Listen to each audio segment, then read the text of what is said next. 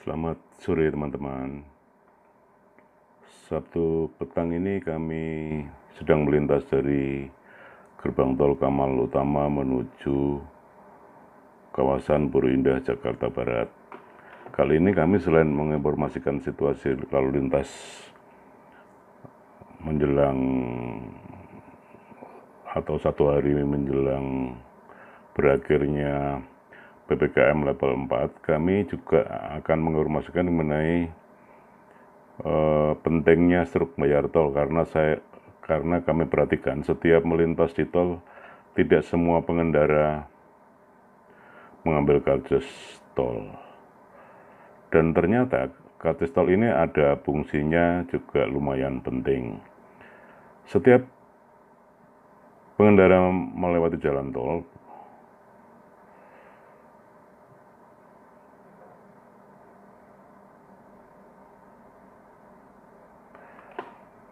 sejak 31 Oktober 2017 silam, cara bayar tol tersebut dengan menggunakan tapping uang elektronik atau e-money di gardu tol atau di pintu gerbang tol, kemudian saldo di dalamnya akan terpotong otomatis mengikuti tarif sesuai golongan kendaraan. Nah, kami sendiri tadinya tidak memperhatikan pentingnya struk bayar tol tersebut, dan ternyata setiap transaksi juga dibarengi dengan bukti pembayaran berupa struk, dan yang keluar dari gardu secara otomatis atau pencet tombol dulu baru keluar struknya. Mengutip dari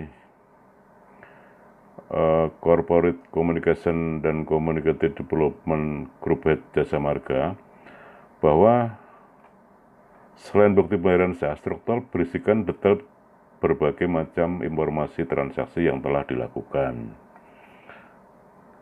Di antaranya adalah besaran tarif tol, nama gerbang tol, nomor gardu tol tempat transaksi, kemudian tanggal dan waktu transaksi asal gerbang tol bagi sistem transaksi yang tertutup, dan juga informasi penting lainnya. Kemudian jenis dan nomor kartu e-tol yang digunakan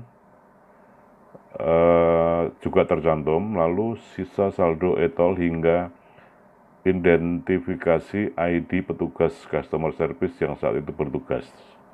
Nah, saat ini kami sudah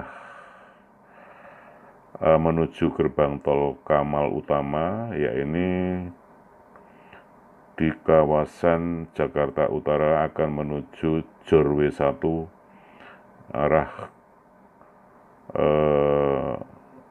Pondok Indah, dan nanti kami akan keluar di pintu gerbang Kembangan untuk menuju kawasan Puro Indah.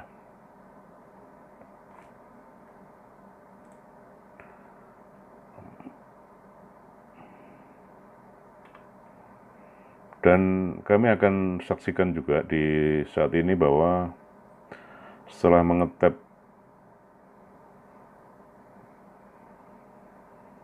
kartu e-tol, kami akan melihat apakah benar bahwa tidak semua pengendara mengambil struk bayar tol, dan bisa kami saksikan saat ini, dan kami akan mengetap kartu dulu.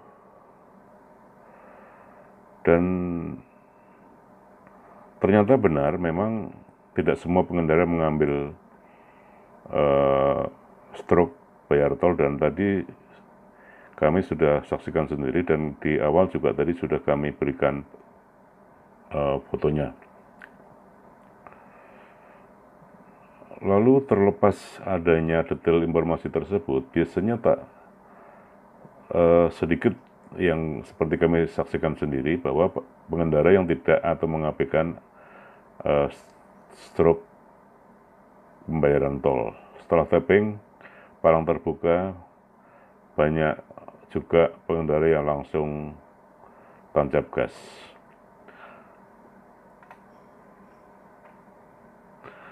Lalu apa manfaat struk bayar tol? Karena keberadaan struk itu penting sebagai pengingat sisa saldo uang elektronik.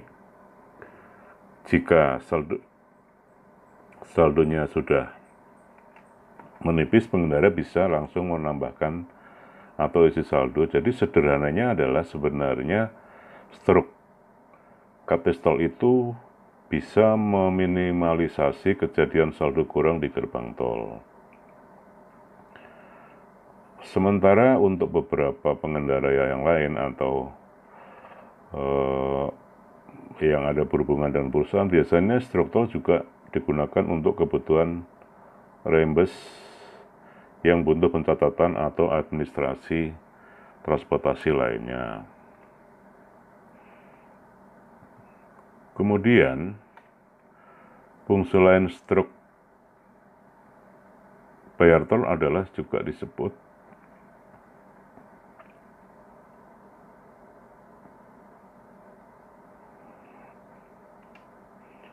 maksud kami disebut sebagai pembayaran tol, juga bisa sebagai bukti penelusuran informasi.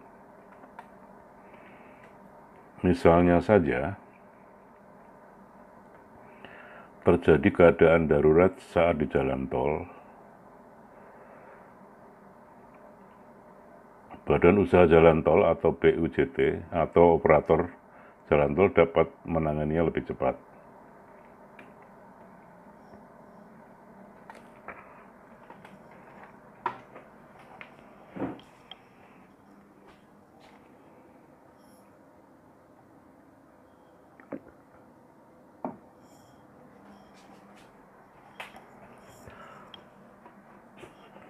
Fungsi struk bayar tol ini adalah di beberapa ruas jalan tol yang dioperasikan oleh operator tertentu, struk tolnya juga berisikan detail tentang nomor layanan informasi tol yang bisa diketahui lebih cepat apabila apabila pengendara membutuhkan bantuan. Kami saat ini terus melintas ke arah timur setelah melewati tadi gerbang tol Kamal Utama, sekarang sudah tiba di pintu keluar Rawabuaya dan kami akan jalan terus lurus masih di Jorwi 1, di mana Jorwi 1 ini juga jalan pintas untuk menuju berbagai arah, misalnya menuju ke kawasan Bintaro atau Serpong, kemudian juga kalau ke timur menuju tol Jagorawi, tol Cikampek, dan di kawasan selatan adalah ke jalan atau kawasan Pondok Indah, Lebak Bulus, Depok maupun juga Pasar Minggu.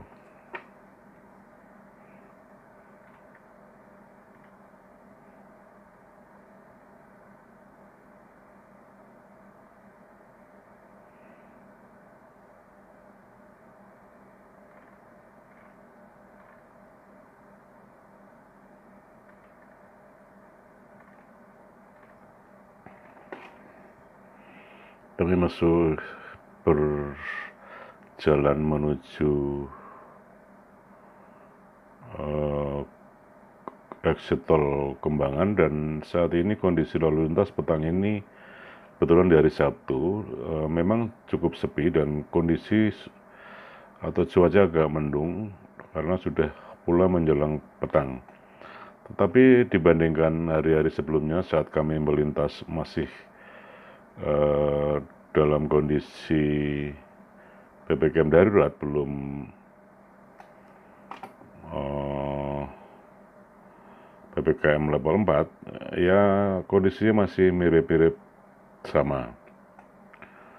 Dan kami terus berjalan lurus dan saat ini sudah mendekati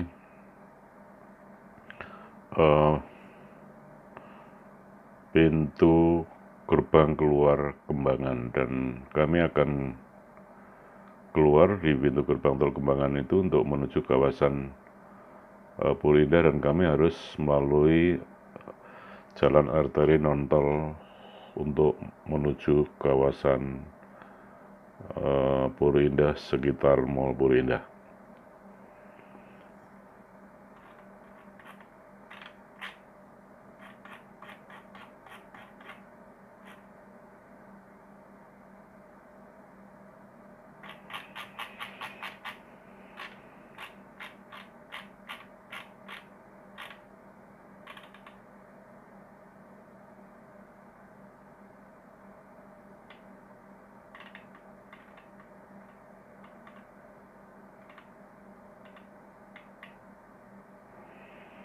Kami terus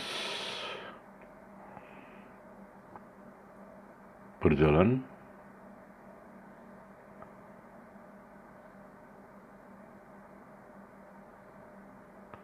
ke arah exit tol Kembangan, dan saat ini kami sudah keluar dan akan menuju ke jalan arteri non-tol menuju kawasan Puro Indah, dan jalan arteri pun kondisinya juga tidak begitu ramai, meskipun di depan kami ada lampu pengatur lalu lintas karena merupakan persimpangan ke kawasan Ciledug maupun ke Kebon Jeruk juga Kembangan Raya. Nah, kembali ke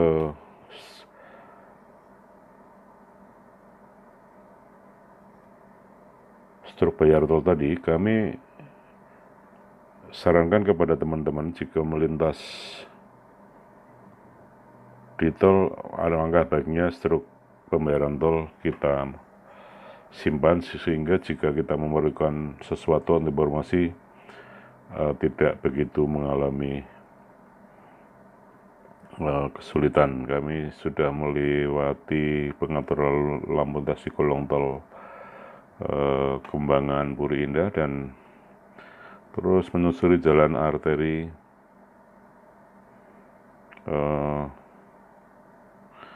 di samping Mall Puro Indah untuk menuju kawasan Puro Indah, tepatnya di belakang kantor Wali Kota Jakarta Barat. Nah, di sebelah kiri kami adalah saat ini kami melintas adalah Mall Puro Indah, dan saat ini kondisi tutup sejak PPKM darurat tanggal 3 Juli lalu, dan meskipun ini sudah tanggal 24 masih juga tutup karena PPKM level 4 masih berlangsung hingga tanggal 25 Juli 2021. Dan di lampu pengatur lalu lintas ini kami akan berbelok ke kiri sejenak untuk menuju kawasan Puro Indah, dan jika jalan ini berjalan lurus akan menuju ke Kebon Jeruk maupun juga Palmerah, Selipi, dan bisa juga ke Tomang.